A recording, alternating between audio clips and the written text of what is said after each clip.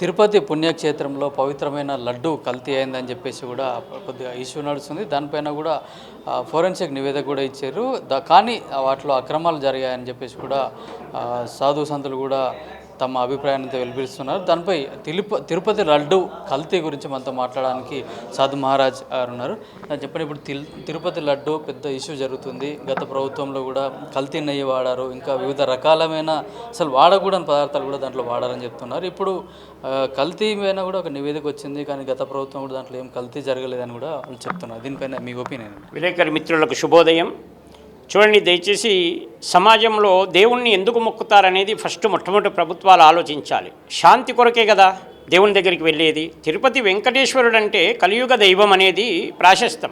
ప్రపంచమంతా కూడా ఎన్నో కోట్ల మంది మరి తిరుపతి వెంకటేశ్వర స్వామిని దర్శించుకొని మరి ప్రసాదంగా తీసుకొని వెళ్ళి అందరికీ పంచుతారు. అటువంటి ప్రసాదంలో అసలు స్వచ్ఛమైన పదార్థం తిరుపతి లడ్డూలో ఉండదగిన పదార్థం ఏది కూడా లేనే లేదు అని అంటున్నారు. దయచేసి అది వాస్తవం అనేది కూడా మనకు దర్యాప్తు సంస్థలు బయట పెట్టాయి. దయచేసి దీనికి పోయిన ప్రభుత్వం కానీ ఇప్పుడున్న ప్రభుత్వం కానీ వాదన ప్రతివాదనలు చేసుకోకుండా స్పష్టమైన విషయాన్ని ప్రజల ముందు పెట్టేసేయాలి.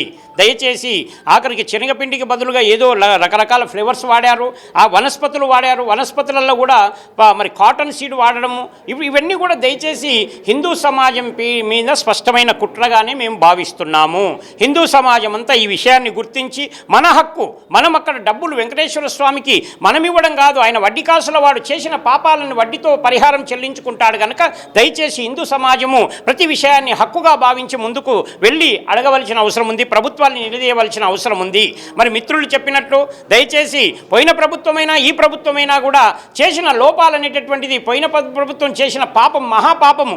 ఆఖరికి తిరుపతిలో ఉన్నటువంటి కళాత్మక మందిరాల లోపట, కళాశాలల లోపట, ఆ యొక్క సాంస్కృతిక శాఖ లోపట ఆఖరికి వెంకటేశ్వరుని పద్మావతి బొమ్మ తీసి వాళ్ళ ఫోటోలు తీసి వారి మూర్తులు తీసి ఆఖరికి యేసు ప్రభు ఫోటో పెట్టడం అవసరమా చెప్పండి? పాపం అన్యమతస్తులను తీసుకొచ్చి లొల్లి పెట్టడము, కొట్లాడుకొని అనడము, ఆఖరికి డీజీపీలు సైతం, రిటైర్డ్ అయిన డీజీపీలు సైతం చెప్తున్నారు హిందూ సమాజం యొక్క సమాజం పైన భయంకరమైన కుట్ర అని చెప్పి. ఈనాడు పేపర్లో ఏనాడో రామోజీరావు చెప్పిన విషయం, అవన్నీ అనేక పేపర్ వాళ్ళు కూడా పాపం కోడై కూస్తున్న విషయాలు. కానీ ప్రభుత్వానికి ఇంకా కదలిక లేదు.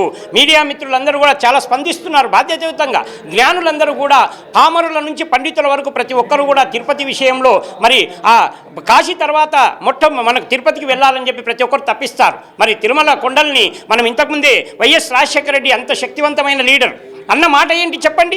ఎందుకు తిరుపతి కొండలే నీకు దొరికినాయి? వేరే దగ్గర వెళ్ళి పాపం వాళ్ళకు మసీదులు కట్టియొచ్చు, ఏది చర్చిలు కట్టియొచ్చు కదా, నీకెందుకు తిరుపతి దొరికింది? అంటే దీన్ని బట్టి మీరు ప్రభుత్వాలు ఎంత బలుపెక్కిపోయినాయి. ఈ ప్రభుత్వాలు ప్రజల మధ్య గందరగోళం సృష్టించడం అనేది వద్దు.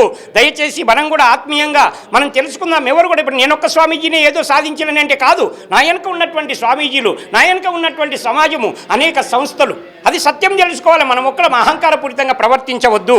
తిరుపతి వెంకటేశ్వరుని ముందు ముక్కు రాసి ఇప్పటికైనా తప్పులు జరిగినాయని చెప్పి బుద్ధి తెచ్చుకొని మనం దయచేసి మరి ధర్మబద్ధంగా జీవిద్దాము. చక్కగా తిరుపతి వెంకన్న ఆ పవిత్రతని కాపాడుకుంటేనే మనకు కూడా మరి 4 నూకలు చెల్లుతాయి కనుక. లేదంటే ప్రభుత్వాలకు కోటాను కోట్ల రూపాయల డబ్బు వస్తుంది తిరుపతి ద్వారా. అటువంటి తిరుపతిని మనము ఒక ప్రత్యేక కేంద్రంగా ప్రకటించుకోవాలి. చూడండి, ఎవరెవరు ఎక్కడో ప్రపంచవ్యాప్తంగా ఏ విధంగా అయితే వాటికన్ సిటీ ప్రకటించుకున్నారో మన తిరుపతిని మనం ఎందుకు ప్రకటించుకోలేకపోతున్నాం? అధికారం అంతా మన చేతుల్లో ఉంది కదా. చెప్పండి, మోడీ గారు కూడా దయచేసి ఈ విషయంలో బాగా సీరియస్గా ఆలోచించి కేంద్ర ప్రభుత్వం కూడా ఎంటర్ అయ్యి ఈ యొక్క దర్యాప్తుని మరింత తీవ్రతరం చేసి స్పష్టమైనటువంటి విధానాన్ని ప్రజలకు ప్రకటించాలి. హిందూ సమాజం చైతన్యవంతం అవుతుంది. దయచేసి తస్మాత్ జాగ్రత్త అని చెప్పి అందరికీ వినయపూర్వకంగా తెలియజేస్తూ అందరికీ మహాశివరాత్రి పర్వదినం శుభాకాంక్షలు. ఓం నమః శివాయ. ఓం నమః శివాయ.